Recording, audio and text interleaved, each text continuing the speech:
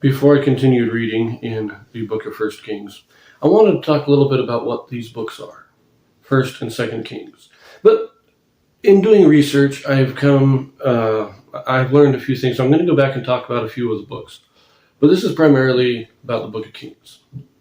So let us read what the Bible dictionary, printed by the church, has to say about the Kings, books of the 1st and 2nd book of Kings. It says this: regarded by the Jews as forming one book, the Greek version divided the book of Samuel and the book of Kings each into two parts, calling the four portions the four books of the Kings. The Latin and English versions have followed the division, though not the names of the Greek version. The books of Kings narrate the history from the rebellion of Adonijah to the final captivity of Judah, including the whole history of the northern kingdom from the separation till its disappearance in 721 BC. The books were compiled by some unknown writer from a variety of written documents, including the state chronicles. Not a lot of information there, but some basics. So let us talk a little bit about this division first. In the Hebrew Bible, in the original writing, Samuel, 1st and 2nd Samuel, was one book. 1st and 2nd Kings was one book. And what is meant by book in this instance is scroll, because back then most all Hebrew scriptures were written on scrolls. And you just get a nice long scroll that would fit the entirety of 1st and 2nd Samuel on it, and then you get a second long scroll that would fit the entirety of the 1st and 2nd Kings. And I believe that 1st and 2nd Chronicles is the same. It was originally one book. So why did the Greeks divide it? That's the first question. Just this is a little historical overview. Why did the Greeks divide it into four books? Well, the answer is very simple. In the original Hebrew, there were no vowels. In the Greek, there were. Therefore, it took twice as long to write the same words. The same story took up more space because of the use of vowels.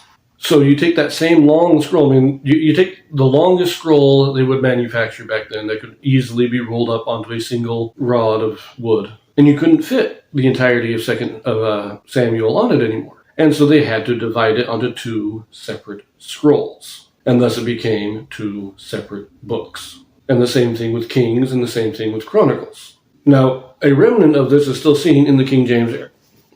Because if you will recall, 1 Samuel, the title says, the first book of Samuel, otherwise called the first book of the Kings.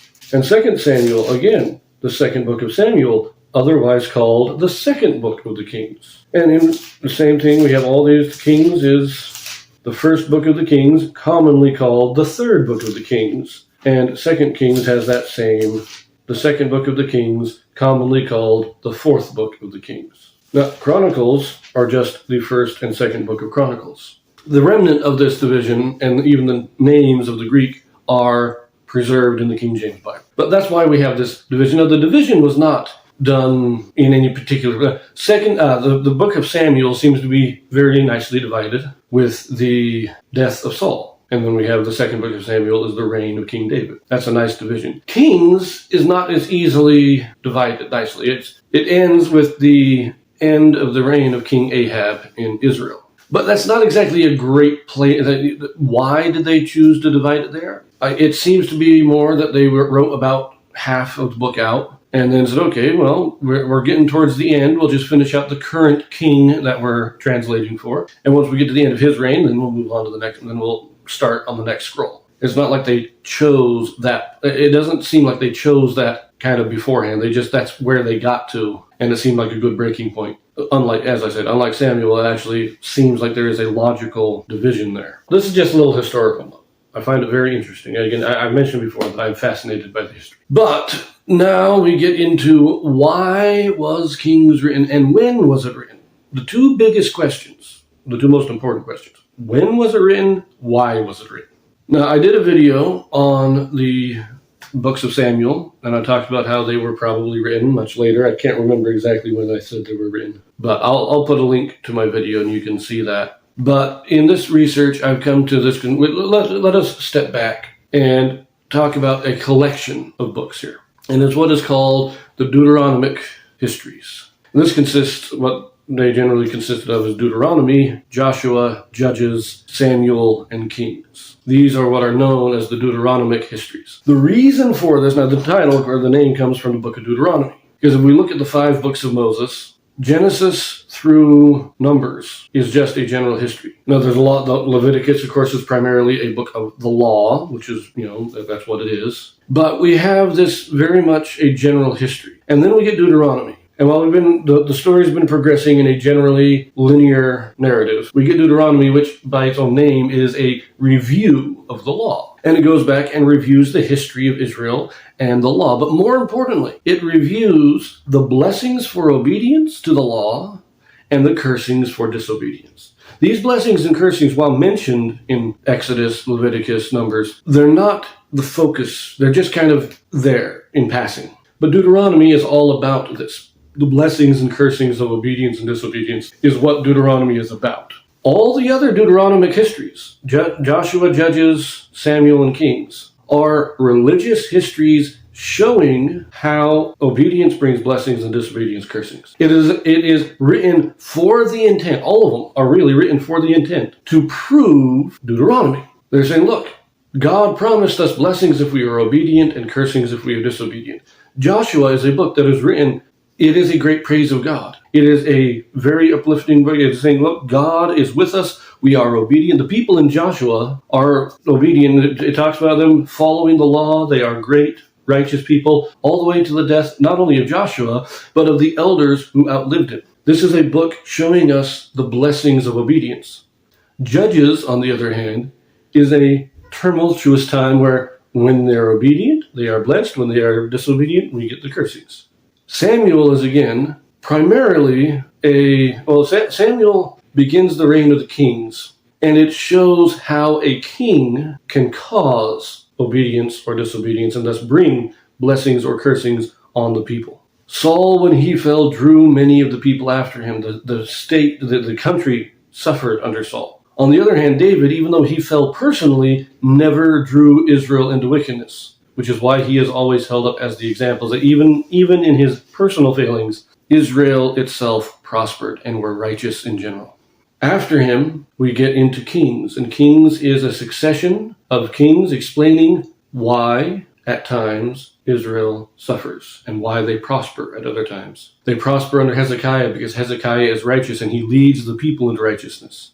They are oppressed under Manasseh because of Manasseh's wickedness. They are eventually, the northern kingdom is all wicked, not a good king in sight. All the kings lead the people into wickedness, and eventually they are destroyed, and that kingdom ceases to exist. The southern kingdom of Judah holds on a little longer because of men like Hezekiah and later Josiah, the good kings of Judah. But they also eventually incur the wrath and the cursings of God on them and enter the Babylonian captivity.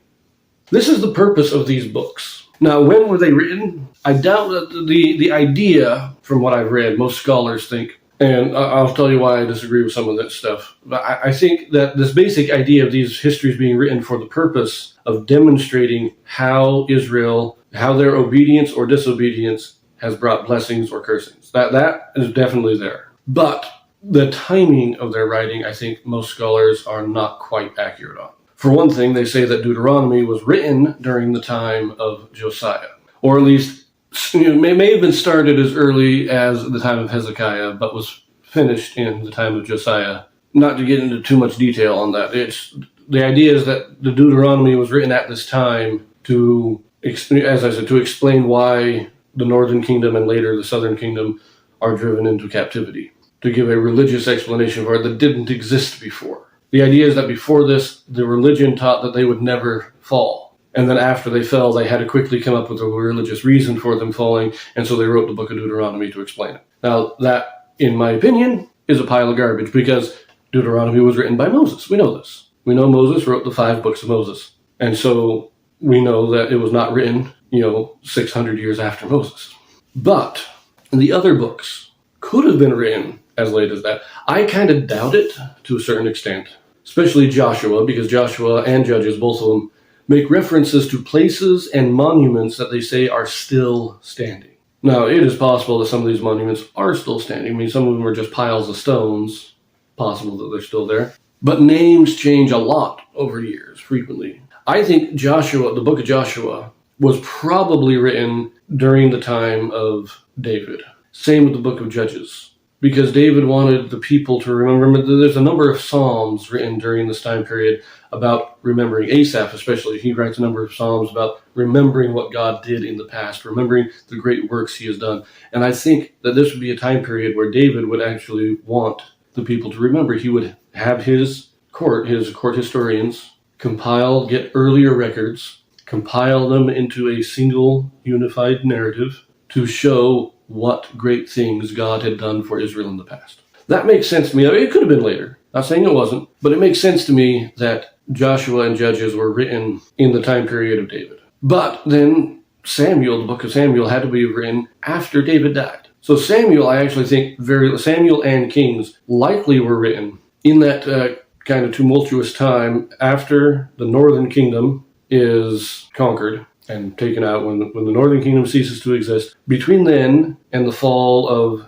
Judah. So from 721 to 600, somewhere in there, Samuel is written. Kings is at least begun to have been written, with the final chapter, or the final record of the captivity itself being added to it after the captivity. And so we again see, probably during the time of Hezekiah, they started writing these histories to show Israel, to show the people, this is what's going on. God promised us this, and look at our history. We can see the evidence of God's work in our history. Because Hezekiah did bring out major religious reforms. It would be a logical time to have something like this produced to inspire the people. Josiah, again, starts a religious reform. He's the one that finds the lost book of the law. Most likely, he found Deuteronomy itself, and from that, based all his religious reforms. So it would make sense for him to finish the work that was begun by his great-grandfather. So that makes sense, and that's about when they say these were written. Now, the book of Chronicles most likely is written much later. See, the Kings and Samuel would have drawn on many other books. We have reference to the book of Nathaniel the prophet, Iddo the seer, Gad the seer, the sayings of the seers, all these extra books that we know existed. We also have in the Book of Mormon a couple other, Zenock, and I can't remember the third guy's name now, but we have these other prophets that were obviously writing histories. They were keeping records. And we also have reference to the Chronicles of the Kings of Judah and the Chronicles of the Kings of Israel. The Book of Kings makes reference to these chronicles. So we have all these source documents that are directly referenced in Scripture that are likely the source of all these histories that were then compiled. Now, it is also true that most of these histories, like the Book of Samuel, was almost certainly written by a single person. And then the Book of Kings was almost certainly written by a single person, but probably likely two different people. So Samuel, written during the time of Hezekiah. Kings, written during the time of Josiah, with a few notes tacked on at the end. Maybe it was started during Hezekiah's reign, and the author then, after the captivity, added on a few. Much like Mormon, abridging the Book of Mormon and then adding on his own history at the end. But again, these books are written for the purpose of showing how obedience brings blessings and disobedience brings cursings. Now, you'll note the Chronicles is not included in this Deuteronomic history, because Chronicles, as I've noted before, the Chronicles doesn't talk about the failings of the kings that much. It just tells the events. Remember, it's entirely skipped the rebellion of Absalom. Doesn't say a word about that in Chronicles. And we get a lot of stuff in Chronicles that isn't in the Kings, and things that are in the Kings that aren't in Chronicles, because they have two different purposes. Chronicles is just there to give us history. It is not there to teach us a lesson. It is just there to give us history. And it is likely that the Chronicles were written sometime during the time period of Ezra and Nehemiah, possibly just after them. And it's just a history of the house of David. We get a lot of genealogy that it brings from the creation all the way down, but it's primarily a history of the house of David. And it ends with a brief note at the end of the return of the Jews to Jerusalem under the decree of Cyrus the Great, which indicates that it was written during the time of Ezra and Nehemiah, probably shortly after this decree came out. And it follows along much closer to the style and purpose of Ezra and Nehemiah. These are a second set of histories. But again, I got to reiterate that all these books, the authors of these books were not just historians. They were prophets. They were, like Mormon, prophet historians. Anyways, I've rambled enough here, so I'm going to say goodbye. Please, again, like, subscribe, comment, ring the notification bell, all those things that help us get the word out and grow the channel. Help us out a little bit there. And we will pick this up in, I believe, 1 Kings chapter 4.